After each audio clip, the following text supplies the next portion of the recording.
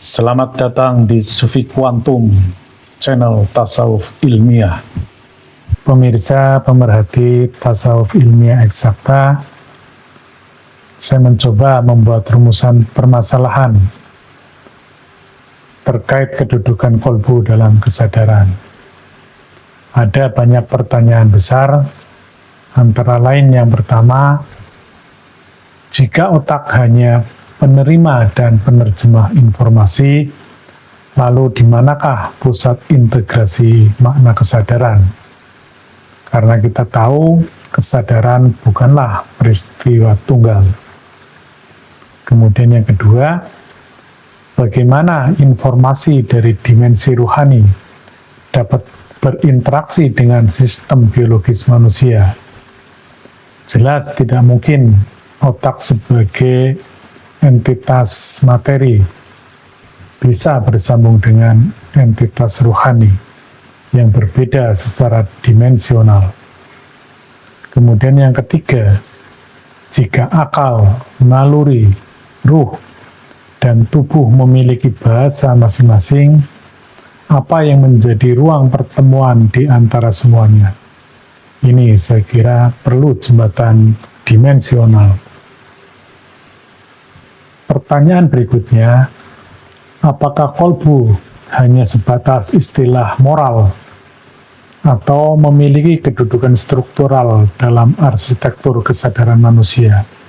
Inilah yang akan kita bahas. Selanjutnya, kerangka apakah yang menangkap intuisi, firasat, ilham, atau wahyu, dan rasa ruhani? Dan berikutnya, apa mekanisme yang menentukan apakah manusia dikuasai ruh, akal, atau naluri? Sehingga pertanyaan besarnya, apakah kolbu adalah pusat transduksi, interface dimensional, dan indrawi esoteris dalam kesadaran manusia? Selanjutnya, inilah hipotesa yang kami ajukan terkait kedudukan kolbu dalam kesadaran. Yang pertama, bahwa kolbu adalah sebagai transducer. Kolbu mengubah isyarat ruhani menjadi rasa, makna, kecenderungan, dan dorongan kesadaran yang dapat dipahami oleh akal. Kemudian yang kedua, kolbu sebagai interface dimensional. Kolbu menjadi ruang pertemuan antara ruh, akal, naluri, tubuh biologis, dan dimensi kodim.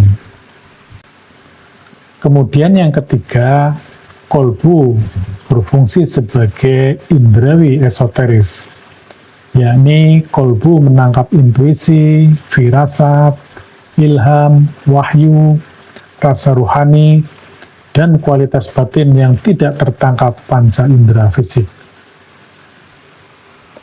Sehingga hipotesa utamanya, kesadaran adalah hasil interaksi lintas dimensional antara akal, naluri, ruh, dan kolbu. Dan rumusan hipotesanya, kolbu adalah pusat transduksi, interface dimensional, dan indrawi esoteris yang menghubungkan kesadaran biologis, rasional, dan ruhani manusia. Pemirsa, slide ini menjelaskan tentang kekhususan kolbu dalam perspektif teologis maupun fakta sains. Bahwa dalam perspektif teologis, sebagaimana hadis yang diriwayatkan oleh Bukhari dan Muslim, ingatlah bahwa di dalam jasad itu ada segumpal daging. Jika ia baik, maka baik seluruh jasad. Jika ia rusak, maka rusak seluruh jasad. Ketahuilah bahwa ia adalah hati. Hadis riwayat Bukhari Muslim. Kemudian yang kedua juga didukung oleh Quran surat Al-Hajj ayat 46 yang artinya, sesungguhnya bukanlah mata yang buta, tetapi yang buta ialah hati yang berada di dalam dada. Jadi ternyata kolbu fungsinya mirip dengan panca indera. Berikutnya dalam Quran surat Al-Hujurat ayat 7 yang artinya Allah menjadikanmu cinta kepada keimanan dan menjadikan iman itu indah dalam hatimu. Ternyata keimanan terkait dengan hati. Demikian halnya dalam Quran surat Al-Mujadilah ayat 22 menyebutkan, mereka itulah orang-orang yang telah Allah tetapkan keimanan di dalam hatinya dan menguatkan mereka dengan pertolongan darinya. Jadi kembali disebutkan bahwa iman itu ada di hati atau kolbu. Berikutnya dalam Quran surat Ar-Rod ayat 28 terkait dengan zikrullah yang artinya orang-orang yang beriman dan hati mereka menjadi tentram dengan zikrullah. Ingatlah bahwa hanya dengan zikrullah hati akan selalu tentram. Alladzina amanu wa tatmainul qulubuhum bi dzikrillah. Kemudian ini juga menarik, Quran surat Al-Anfal ayat 2 yang artinya sesungguhnya orang-orang yang beriman ialah mereka yang bila disebut nama Allah gemetarlah hati mereka, dan apabila dibacakan ayat-ayatnya bertambahlah iman mereka, dan hanya kepada Tuhanlah mereka bertawakal.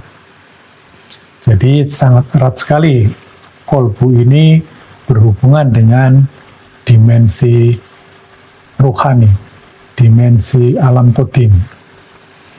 Dan lebih lanjut, fakta sains juga membuktikan, walau sampai saat ini sains tidak membuktikan seluruh hakikat rohani, tetapi mendukung keistimewaan jantung atau kolbu dalam sistem manusia.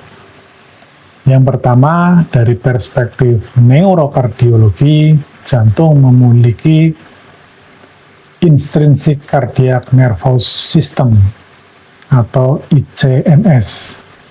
ICNS ini semacam otaknya jantung. Jadi inilah kekhususan jantung, dia memiliki ICNS yang prinsip kerjanya mirip dengan otak. Dan menariknya, ternyata jantung itu memiliki 60 kali lebih besar amplitudenya daripada aktivitas listrik di otak. Demikian juga medan magnet jantung 100 kali lebih kuat daripada otak. Jadi inilah kekhususan dari kolbu, sehingga kesimpulannya kolbu bukan sekedar terkait emosi, tetapi pusat integrasi iman, makna, dan kesadaran. Sehingga kesimpulan slide ini, kolbu memiliki kekhususan secara teologis dan biologis, sehingga layak dipahami sebagai pusat transduksi, interface dimensional, dan indrawi esoteris dalam kesadaran manusia. Pemirsa, slide ini menjelaskan dalil teologi, filsafat, informasi, dan fakta sains terkait fungsi kolbu sebagai interface dan transducer. Yang pertama dalam dalil teologi, sebagaimana Quran surat Asy-Syura 193 dan 194, yang pada intinya bahwa Ruhul Amin atau Jibril menurunkan wahyu itu ke dalam kolbu. Kemudian pada Al-Baqarah ayat 97 juga demikian, bahwa Al-Quran itu diturunkan ke dalam kolbu.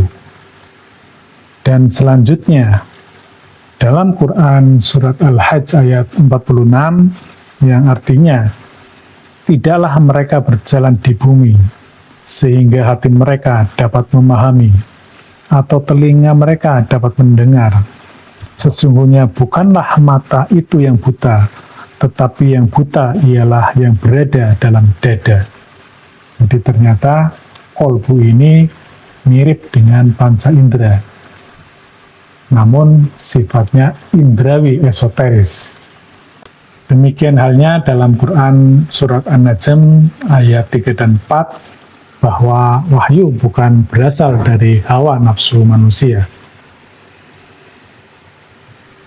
Artinya, makna teologisnya bahwa kanal penerimaan wahyu itulah kolbu, bukan otak. Kemudian berikutnya secara filsafat bahwa wahyu itu berisi informasi yang tidak lahir dari pengalaman indrawi biasa. Dan wahyu adalah informasi transenden, bergerak top down, bukan bottom up. Yang ketiga, karena berasal dari dimensi berbeda, wahyu memerlukan interface antara ruhani dan biologis. Jadi sudah sangat jelas, wahyu berasal dari dimensi yang berbeda dan memerlukan interface.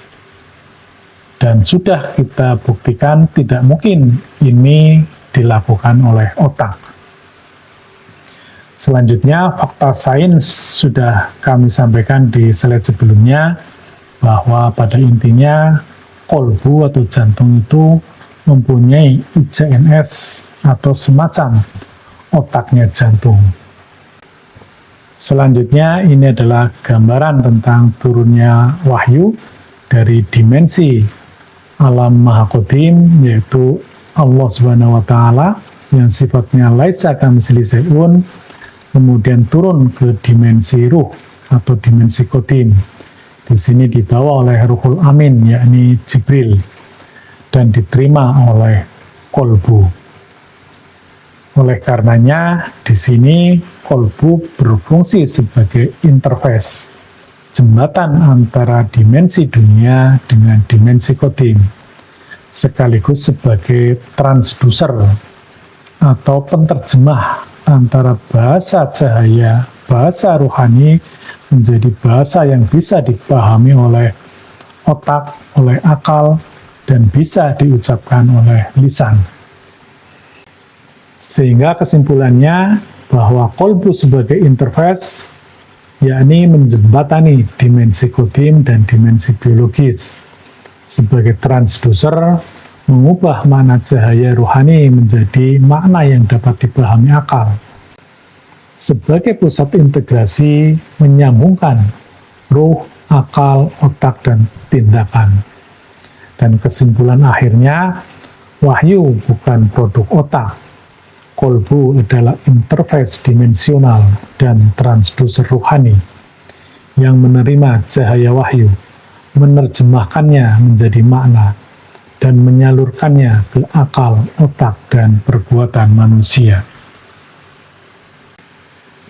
Pemirsa, slide ini menjelaskan tentang arah kerja indera dan sistem transducer kolbu, sekaligus membandingkan bagaimana sistem kerja panca indera dibandingkan dengan kolbu.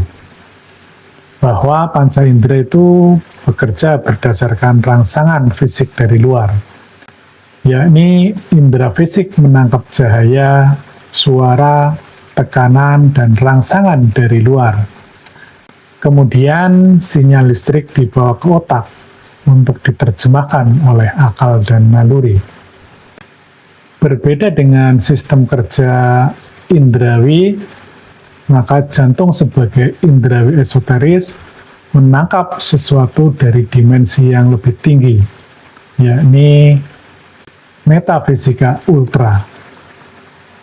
Bisa dalam bentuk ilham, intuisi, ataupun wahyu dari dimensi qadim. Dan kemudian, kolbu dapat memancarkannya untuk mengendalikan akalnya, nalurinya, dan realitas fisiknya. Gambaran visual terkait mekanisme kerja sistem transducer dari kolbu, yakni bahwa ruh sebagai sumber energi kesadaran ultra, Kemudian kolbu sebagai indrawi esoteris sekaligus sebagai transducer utama menerjemahkan kode metafisika ultra menjadi gelombang elektromagnetik. Dan jantung adalah alamat fisiknya dalam tubuh manusia.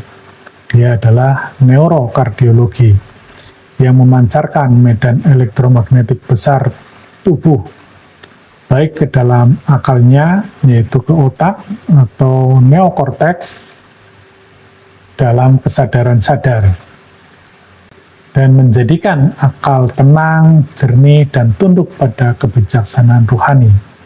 Hal ini terjadi karena kesadaran ruhani lebih tinggi daripada kesadaran akal. Dan ini juga tersalur ke sistem naluri, yakni sistem limbik atau kesadaran bawah sadar, menjadikan lebih tenang dan kecemasan biologis mereda. Dan secara biofisika mempengaruhi realitas semesta, bahwa medan jantung memancar keluar tubuh dan mempengaruhi lingkungan sekitarnya. Sehingga ini adalah kesimpulan paradigma baru. Dalam paradigma lama, jantung sebagai pemompa darah dan otak sebagai raja kesadaran. Dan dalam paradigma baru, dalam perspektif tasawuf ilmiah eksakta, jantung adalah gerbang masuk realitas metafisika ultra ke dunia fisik. Sehingga aktivasi jalur top-down-nya ini bersifat gradatif, mulai dari ruh, turun ke kolbu, dan alamat kolbu adalah jantung, jantung mempengaruhi akal, akal mengendalikan naluri, dan termanifestasi dalam realitas di dunia ini. Terima kasih atas kunjungan dan atensi Anda. Kiranya berkenan mendukung channel ini dengan like, komen, subscribe, dan share. Jangan berhenti di ruang Anda. Bisa jadi banyak pihak yang membutuhkannya.